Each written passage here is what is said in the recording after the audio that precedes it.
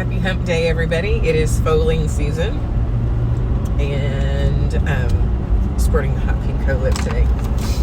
Look, it actually is hot pink. I noticed a few posts online, and I thought I would bring up just a couple things. I'm going to repost. First of all, I'm going to repost my video from last year for those people who don't foal a lot and have a little bit of anxiety about what to do, what the process is, all of that. It seemed to be a popular post. In the age of mastering the DIY, whether it be because you're trying to save some money or if you're just one of those people who want to feel the full experience of raising your own at home, and I commend you for that, don't stop doing that. But I just want to hit on a few things that I've seen stated on Facebook. I just want to clear things up. The first thing is that 3 days over the due date is not a hostage situation, okay? That is normal. Your due date is approximate. It is not etched in stone with everything that we do to these mares to manipulate their cycles, to back them up, to short cycle them. Contrary to what we believe, Mother Nature has a lot of control of the situation, and we do not.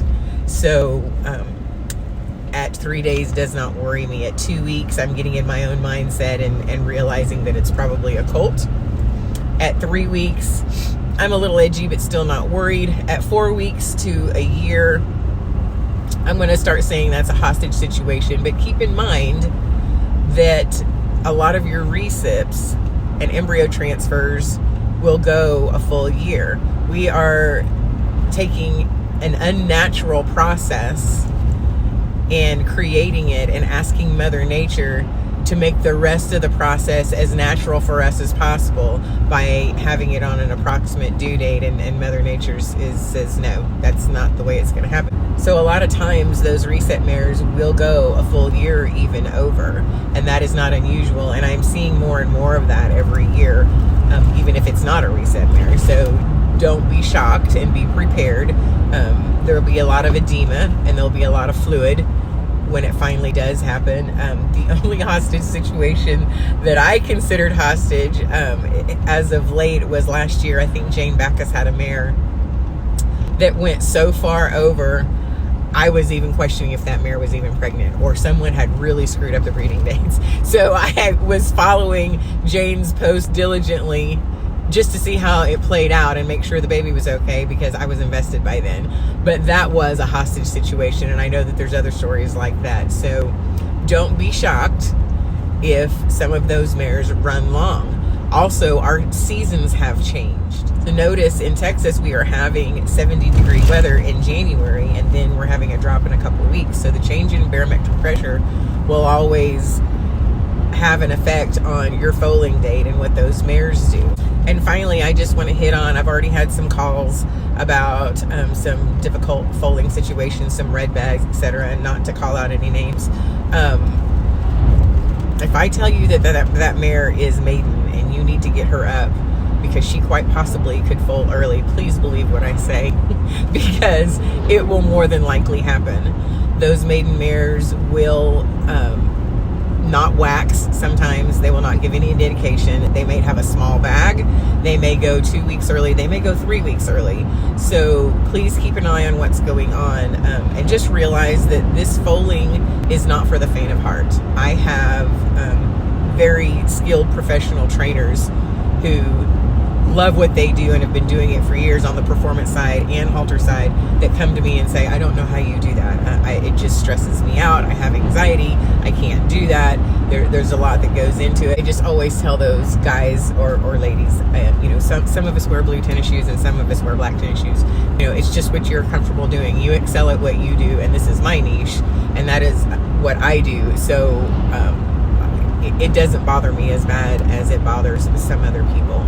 You just have to be prepared, because foaling is not for the faint of heart. I saw a gentleman post this last week. It's not how he wanted his Monday to be started. He was a man of few words, but it did show a picture of his baby. Obviously was either born or got sick very soon after foaling, and he did well. He took it like a man and reposted that foal did not make it, and that is sometimes the way that goes, and I pray for him, and it's heartbreaking. It never gets any better.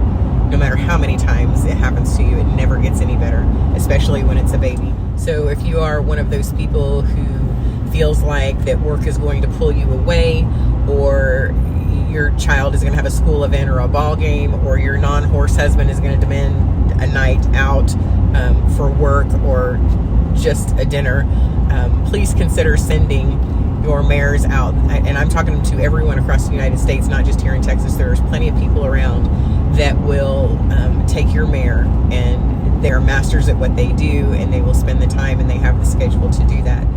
I have one client who is very close to me, more like family, who is very experienced in the horse business. She grew up in it. Her whole family is in it. And she still sends some to me, her personal ones, because she realizes her schedule does not allow for her to be available in case something would happen. You know, her and her husband are busy. They do several things. They're pulled in several different directions. They have a baby now.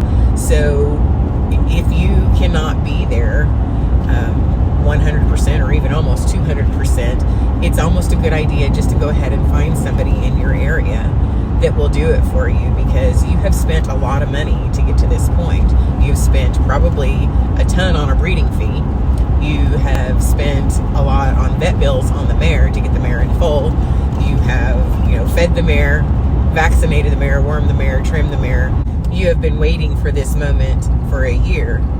So don't let this moment in time slip through the cracks because you're trying to save a buck, or you're trying to get the full experience and may not know everything you need to know about foaling one, especially if it gets in a sticky situation, because those situations are time sensitive.